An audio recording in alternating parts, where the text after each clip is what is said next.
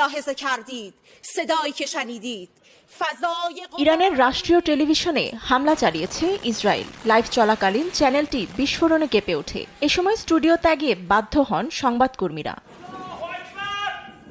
নেতানিয়াহুর হামলার জবাবে এক মুহূর্ত থেমে নেই ইরান। ইসরায়েলে ধারাবাহিক হামলা অব্যাহত রেখেছে দেশটি। সিসিটিভি ফুটেজে ভেসে ওঠে তারই চিত্র। বিস্ফোরণে কেঁপে ওঠে ইসরায়েলের পেতাহ তিকভা অঞ্চল। হামলার তীব্রতা যত বাড়ছে, ইসরায়েলে ক্ষয়ক্ষতিও বাড়ছে পাল্লা দিয়ে। ড্রোন ফুটেজে দেখা যায় আবাসিক এলাকা ও রাস্তাঘাটে ব্যাপক ক্ষয়ক্ষতি। তবে এরই মধ্যে ইরানের 1/3 ক্ষেপণাস্ত্র লঞ্চার ধ্বংস করে তেহরানের আকাশসীমা এখন সম্পূর্ণ নিজেদের নিয়ন্ত্রণে নেয়ার দাবি করেছে ইসরায়েলের প্রতিরক্ষা বাহিনী আইডিএফ।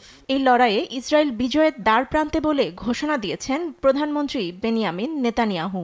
তিনি আরও বলেন, ইরানের ব্যালিস্টিক ক্ষেপণাস্ত্র ও পরমাণু কেন্দ্র এখন ধ্বংসের পথে। অন্যদিকে ভেদাভেদ ভুলে সম্পূর্ণ ইরানের নাগরিকদের ঐক্যের ডাক দিয়েছেন ইরানের রাষ্ট্রপতি মাসউদ পেজেশকিয়ান।